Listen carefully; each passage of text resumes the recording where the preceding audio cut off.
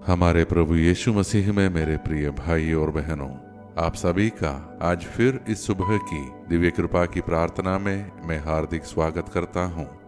आज की इस प्रार्थना में प्रवेश करते समय मैं आपसे निवेदन करता हूँ, थोड़ा ठहरिए, गहरी सांस लीजिए और अपने हृदय में जो भी डर, चिंता, संघर्ष या बोझ है उसे पहचानिए, क्योंकि आज का वचन उन सभी के लिए है जो अपने जीवन में किसी गोलियत का सामना कर रहे हैं। हर किसी के जीवन में कोई ना कोई गोलियत होता है, कभी बीमारी, कभी आर्थिक संकट, कभी डर, कभी असफलता, कभी कोई ऐसा व्यक्ति या परिस्थिति जो हमें छोटा और असहाय महसूस कराती है। आज का हमारा मनन का वचन हमें यह नहीं सिखाता कि समस्या कितनी बड़ी है, बल्कि यह सिखाता है कि हम किसके नाम में खड़े हैं। मैं उन सभी का धन्यवाद करता हूँ जो नियमित रूप से इस दिव्य कृपा की प्रार्थना में जुड़ते हैं, जो चुपचाप इसे दूसरों के साथ साझा करते हैं और जो जाने अनजाने दूसरों के लिए आशा का कारण बनते हैं। प्रभु आप सभी को भरपूर आशीष दे। आज हम सामुएल का पहला ग्रंथ अध्याय 17 से वचन को सुनेंगे। दाऊद कहता है, कोई इस फलस्तीनी के कारण हिम्मत ना हारे। और वह आगे कहता है, जिस प्रभु ने मुझे सिंह और भालू से बचाया, वही मुझे इस फलस्तीनी से भी बचाएगा। दाऊद ने तलवार या कवच नहीं लिया, बल्कि एक लाठी, 5 चिकने पत्थर और अपना विश्वास लेकर युद्ध के मैदान में उतरा और विशाल गोलियत परमेश्वर के नाम के सामने गिर पड़ा। प्रिय भाई और बहनों, यह कहानी किसी बच्चे की वीरगाथा नहीं है। यह कहानी है एक ऐसे व्यक्ति की जिसने परिस्थितियों को नहीं, परमेश्वर को देखा।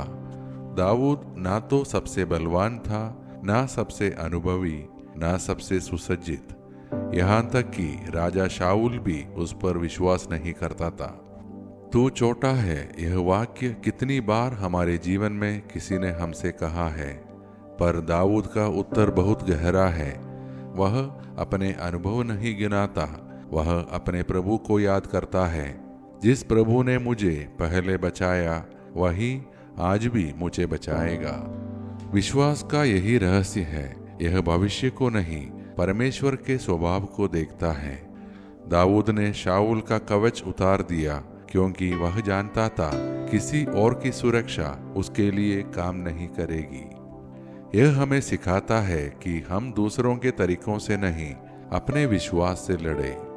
और जब दाऊद ने पत्थर फेंका तो वह केवल पत्थर नहीं था, वह विश्वास था, वह भरोसा था, वह परमेश्वर का नाम था। तो अब आइए मेरे प्रिय भाई और बहनों, हम सब दाऊद की समान प्रभु पर ही भरोसा करते हुए अपने आप को उसके शरण में समर्पित करें और मिलकर प्रार्थना करें। हे सेनाओं के परमेश्वर, आज हम तेरे सामने अपने अपने गोलियत लेकर आते हैं। तू उन्हें जानता है जिनका नाम हम किसी से नहीं कहते। तू उन्हें भी जानता है जिनसे हम डरते हैं। हे प्रभु, आज हमें दाऊद जैसा विश्वास दे, ऐसा विश्वास जो आकार नहीं देखता, जो आंकड़े नहीं देखता, जो डर को नहीं मानता। यदि हमारे सामने बीमारी का गोलियत है तो हमें स्मरण दिला कि तू हमारा चंगाई देने वाला परमेश्वर है। यदि हमारे सामने आर्थिक संकट का गोलियत है तो हमें स्मरण दिला कि तू हमारा प्रबंधक है।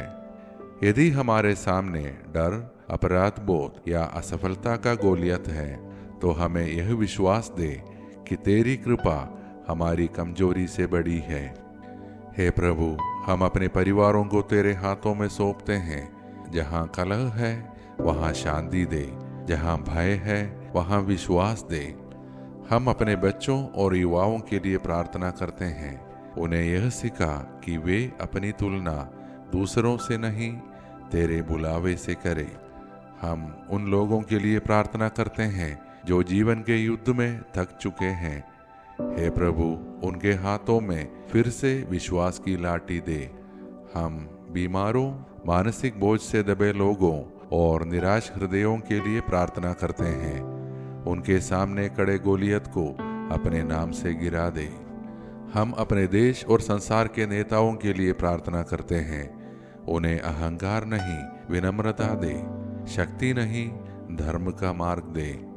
हे प्रभु, हमें यह सिखा कि युद्ध हमारे नहीं, तेरे हैं। आज हम घोषणा करते हैं, हम डर के सामने नहीं झुकेंगे, क्योंकि हम सेनाओं के प्रभु के नाम में खड़े हैं। ये सारे प्रार्थनाएं और हमारे मन के अन्य प्रार्थनाएं हम समर्पित करते हैं हमारे प्रभु यीशु मसीह के नाम पर, जो स्वयं हर बुराई पर विजय है। आमीन।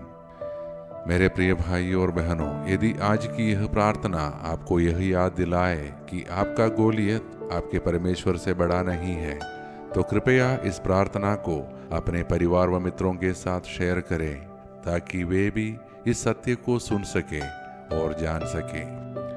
हम कल फिर दिव्य कृपा की प्रार्थना में एक साथ मिलेंगे। तब तक प्रभु हमको विश्वास और साहस में स्थिर रखें।